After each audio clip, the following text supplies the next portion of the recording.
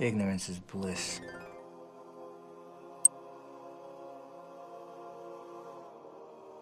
Every day we wake up by the will of Allah, not giving a second thought to what's headed our way.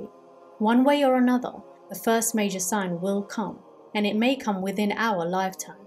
Only Allah knows. We are way too comfortable thinking that the smoke won't arrive whilst we are alive. That's the nature of man. Our fight or flight response only goes off when something bad happens, or if we entertain a bad thought. But for many, our fight or flight response stems from things that aren't even worth a response, like being late to a dinner, or not being able to get the latest iPhone.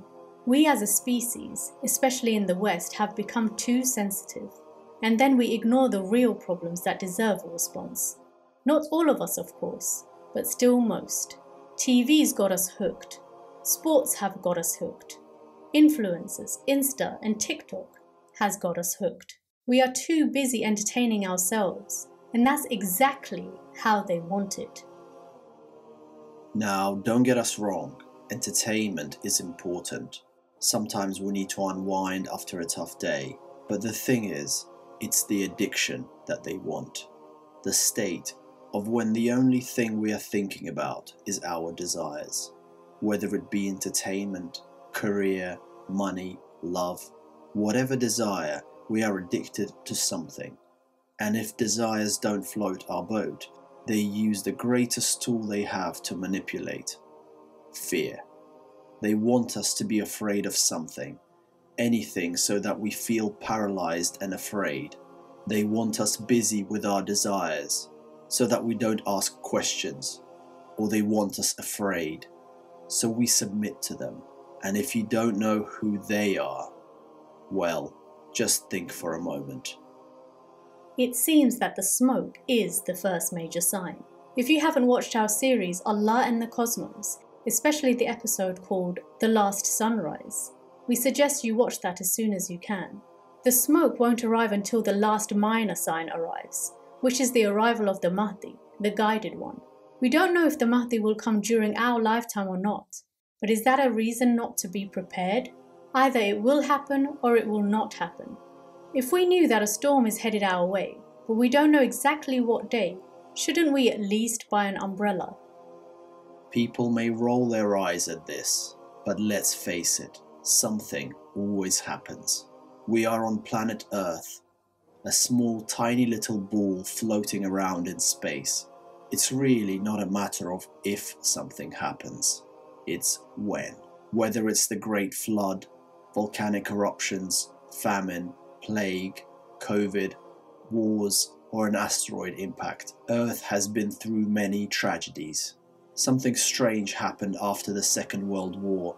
Mankind as a whole, especially in the Western world, has become more technologically advanced and have a ridiculously easy life compared to the rest of the world. But we have become a bit confused and more worried than we have ever been before, but not about survival, more about how many likes we get or our body image and popularity. We are so busy with things thinking that they are more important than they truly are. We are obsessed with our self-image. We have become the I species. iPhone, iPods, iMacs, I am this, I am that, me, me, me. There is only one being who deserves to say I am, because it's true. Allah just is. It's not will I am, or I robot, or I this and I that trying to play God. I am. Overconsumption is just everywhere. Most people are chasing money because they want things that they just cannot afford. Don't get us wrong, money is an excellent tool, and for the ones that are blessed with this tool, by Allah, we pray that they use it wisely. Many people are in debt and have to pay bills, so they have to work ridiculously hard with long hours, feeling stuck and just having no choice but to work that hard for their kids. Others actually have a choice not to work such ridiculous hours, and they still choose not to bring up their own kids. Instead, they are trying to get in more hours at work, chasing that money. Kids nowadays are orphans without actually being orphans. Before, there were proper communities. with farms and self-produced foods, and water collection was a norm. Now we rely on supermarkets and the water supply, and guess who owns all of that? They are just waiting. Be advised, believers. We are not the only ones who are aware of the apocalypse. There are those who are waiting to profit from it, just like they did with a certain pandemic that hit in 2020. And boy did they profit, and not just in monetary terms. They were busy partying whilst telling everyone else to watch their loved ones from behind glass, even if they were on the verge of dying inside a hospital. Telling the kids in schools that they need to wear masks and keep a 2-meter distance from their friends, whilst they happily mingle. They got the masses to obey, and they will again. When the time comes and the first major sign appears, know that there will be chaos. The asteroid Apophis is on its way, named after the god of darkness. We found this name interesting actually because that is what an asteroid impact would cause, days of darkness. We will witness this asteroid zoom across the sky on April 13th, 2029, measuring about 340 meters across. And if the asteroid flies by too close to Earth, the next time this asteroid comes back in 2036, it will impact Earth. At the moment, scientists say that it is not a threat. We pray they are right. But something else has got China going ahead with safety procedures. There is talk of another asteroid. Another asteroid was discovered on December 27th, 2024, heading for Earth. A 90-meter wide asteroid called Asteroid 2024 YR4 may hit the Earth in 2032. Scientists are calling it a city killer. At the moment, it is low on the Torino scale, a scale that measures the threat of near-Earth objects. This asteroid was on a scale of 3 out of 10, and now scientists are saying that it is on threat level 0. Well, that sounds like good news. But any variations of the asteroid's trajectory, and it could result in a threat level as high as 8 out of 10, where a collision is certain. It is very interesting that China now has planetary defense procedures because of this very asteroid, so it does seem like that they are worried about it. We are so immersed inside this matrix that we don't see the truth, that we are not in control at all, even when we think we are. One catastrophe and we will see just how little we truly own. Everyone will panic.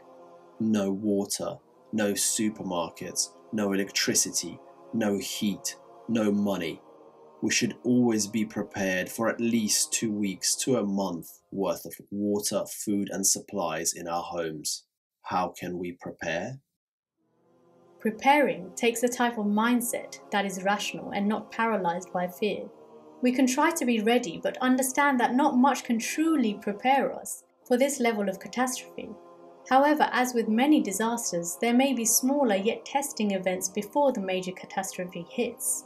This is something we can prepare for, just in case. Water is priority. Bottles of water, canned food, they actually never go out of date. When food products say use by, then yes, do use by the date shown, as it is a health hazard, mainly with perishable foods. But when canned food or long life foods have best before written on them, it only means best before the date shown. And when you feel that the time is coming to replace the canned goods, just give them to your nearest charity or cook and eat them, and then restock. That's if no catastrophe happens, and inshallah it won't within our lifetime, but we should still be ready. Always have candles, matches, batteries, flashlights, a compass, medicine, cash, silver or gold coins, or even gold bars. Thermal wear is a must. Know that if you happen to be here when the Mahdi arrives, or the first major sign hits, most likely the weather will turn. It will be freezing. If you are fortunate enough to have a fireplace in your home, and it is safe to use, it's a good idea to have a safe wood-burning fireplace, because when the electricity goes out, the electric or gas ones won't work, and safety is everything. Never use an unsafe or untested fireplace. If you're fortunate enough to install solar panels on your roof, then that would be very handy. If you can grow your own produce and collect your own water, then go for it. It is important to note that we should prepare without being completely obsessed with it. Preparation should never take us away from our Allah-given responsibilities inside our homes and in our communities. We should still spend time with our families and carry on working to pay the bills. And yes, it is also a responsibility to prepare, not just physically, but mentally and spiritually too. Islam is a balance. Keep the balance. We should not go overboard, but we should not ignore it altogether either. It is important to keep physically fit and strong and eat healthy, inshallah. Train your mind to be present, tough, and acquire God consciousness. Fasting is perfect for this. As soon as you hear any news of any disaster, fill up your bathtub with fresh water and put your coats and shoes on immediately, and be very prepared for the unimaginable scene of leaving your home behind. And if the apocalypse does not happen within our lifetime, then we need to teach the next generation these survival tips. And no, this does not mean live every day in fear. Be brave and rational, always. Be kind, be helpful, be charitable. We still need to do our everyday tasks and chores and work for our families. We need to live within our purpose and our God-given talents, striving to work hard every day for our communities, for the betterment of mankind, whilst raising our kids. This should not go away just because we are preparing for a rainy day. And yes, maybe even being prepared won't help in any way when the first major sign appears. The event would just be too big, but we don't know what other things, smaller things, that will happen before that day. We do not know when it will happen, but we do know that it will happen to someone, and it could be us.